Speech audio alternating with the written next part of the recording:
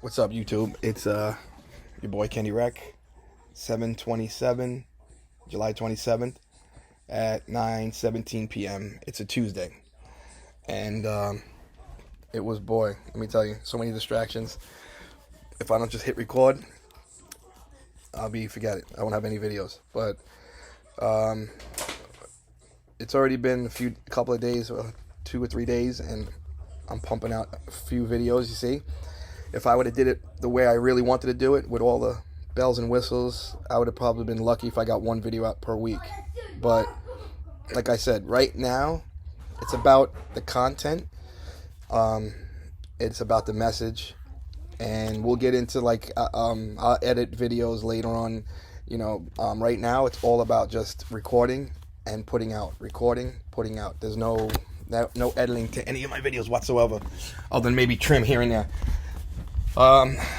So basically, if you're new to my channel, you're going to want to subscribe. Please hit that like button, hit the notification bell, all that good stuff, because let me tell you, my friends, we are going to get into some really serious business down the road. Right now, I'm just, uploading videos to get a good feel of it. I want you guys to get to know me. I'm not really even getting into depth, into the meat of my stuff yet. So you're not going to want to miss out, man. I got a lot of interesting things to talk about. But furthermore, to me, let me get some light up in here. Sorry. To me, it's not even about interesting or what you want. It's things that I feel God puts in my heart that you guys are going to need. And we will get there slowly but surely. So hopefully that's the good lighting right there, and you guys can hear me well. All right, so being that I put out my testimony, the video before this was my testimony on my first encounter with the devil. I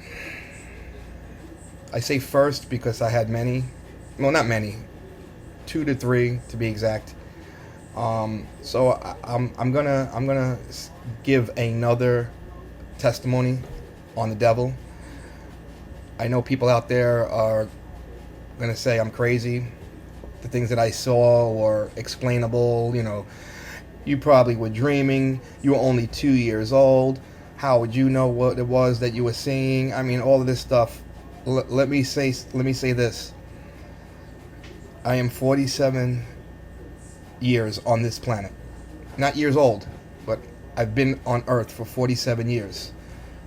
Trust me, the things that I've seen these last 47 years on Earth have absolutely 100% positively proved in my mind that I was put here for a reason. And that reason is for these end times that are coming. As we speak, we're in end times. So technically, my life really has purpose and begins now, because part of my mission is to expose evil, give the testimony of the things that I've saw in my life, meaning showing validity to the spiritual side, being a living testimony to the fact that God is definitely real. I don't care what anybody says. It's not even about faith in my book, because I've seen and heard God. I don't know too many people I could say that, and I know I'm crazy, or you're just hearing voices, or whatever the case may be. We'll get into those things in a minute in future videos, so just fasten your seatbelt and stick with me. That goes as well for the dark side. There's definitely an evil side that is equally there. There's the devil running. Basically, everything the Bible says is absolutely 100 positively true. And I know these things for a fact because I've experienced many, many things. And this isn't me saying, this wasn't me ever asking for it.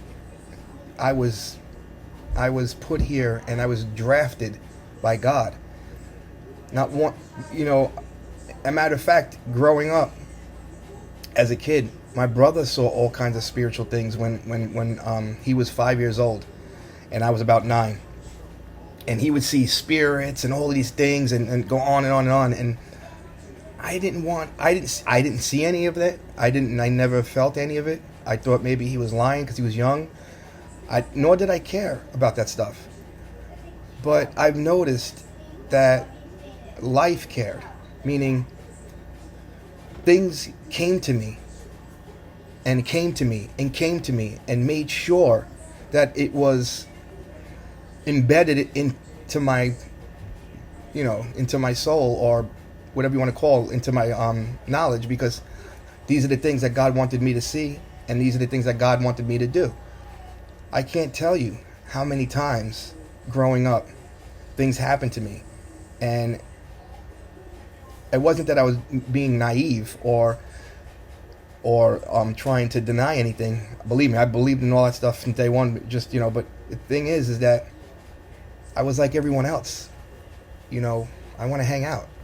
I want to live a normal life. I want to date girls. I want to have fun. I don't want to, you know what I mean? I don't want to, and I definitely don't want to talk about that stuff because, you tell the wrong people, believe me, that room will get spread around fast. So, especially if you want a good woman in your life, those are the things you can't talk about unless you find the right one, of course. That's, or the wrong one, depending how you look at it. But let's get into it. Yes, I just wanted to finish up on this and then I'll get into it. The things that I've seen in my life are like telling me, dude, I know you want to have fun. Dude, I know you want to be a normal. Dude, I know. But this is what's going on, and this is what your mission is. And you know what I mean? So it was like literally God took me and said, no, pay attention. No matter how many times I wanted to go off and just have a normal life. No matter how many times I just wanted to do this, wanted to do that. God said, no. This is how it is. This is what you're going to do. And this is who you are. Okay? So the game stopped. And, I was 27 years old. I believe that my spiritual awakening really happened in the year 2001. During, right after 9/11. That was like my wake-up call. Because, long story short, which I'll make in a future video, a friend of mine used to drive me to work, and it took about a half hour to get to work every day. He was a little older than me. But I was literally, he was a little older than me. He was, he had, a position of, that was important, and basically what I'm trying to say is that he was mature, and he had responsibility, and, so he basically had that type of routine life where he, you know what I mean? Like he was just a normal person a normal citizen that is, on top of their stuff. And, I was the type at the time, maybe, I don't know, 24, 25, something like that. So every time he picked me up to go to work, I'm sleeping in the car because I literally was out hanging out all night. I can't tell you how many times he picked me up and I literally just got in his car from just hanging out and had no sleep at all and just went to work. And during the whole ride, I just wanted to sleep. But of course, Mr. Bright-eyed and bushy-tailed with his cup of coffee that slept just 8 hours, nice solid 8 hours, and he's all peppy. He wants to start talking about this was the year 2000, right before 9/11, a year before 9/11, and that whole year, all I heard on the ride to work, dude, you better vote, dude, you better watch out for this, and he would tell me all these conspiracy theories, and I would just sit there after a while and just yes, yeah. I don't want to hear any of that stuff. I didn't care. I just couldn't wait to get back home so I could hang out with my girlfriend and where was the next party at and all of that stuff. It wasn't until those Twin Towers fell where a part of me, and you know what? I don't want to get too much into that because I want to do a whole video on 9/11 and my experience. That's a whole different testimony, but I'm already 10 minutes into this video, so I'm going to try to hurry up and get to the point. So yeah, that's when my spiritual awakening really happened. Was in 2001. That's when I knew that the things that he said, everything that he said, literally came true. Obviously not at the time, throughout years, I come to find out that guy. I wish I was on that level back then. He knew it all. It took me like maybe 5 to 8 years to get on the level of the things that he was talking about. So the reason why I say I felt like that hit home is because the Twin Towers were very, very an integral part of my life. Again, I'll get into that, and I don't want to get into that right now. I just want I just want you to know, as far as because of that is what made me awaken the spiritual side of me, and it's just been one thing after another. And ironically, my number is 111. Everything in my life is 111. The year 2001 started month 1, day 1, '01. So literally from '01 on, it's like that's been when my spiritual side opened up. And I can't tell you, I mean, I had obviously spiritual things happen to me my whole life, but what I'm saying is that on a level of where I felt significant, you know what I mean? Like before 2001, it was just I was experiencing things. I'm just a guy experiencing things. In '01, it was, no, you're a man experiencing things for a reason, because you are being trained to be God's number one soldier. So basically my life has been nothing but boot camp ever since. And so let's get into it. It's 12 minutes. I try to keep these videos short and sweet, but it never works out. Okay, hopefully I can get you guys to stick with me and be interesting enough for you to listen. Now, my last video, I gave a testimony about my first encounter with the devil. I just want to make a part B to that, because it happened around the same time. I kind of got into first that happened, then you guys know right after that was the incident with my mom, right? She had that whole thing going on with her.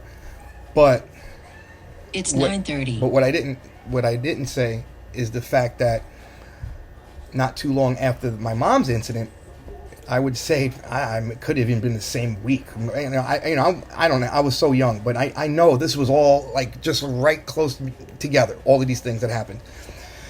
So now, of course, my mom. Well, when we lived in Queens, right?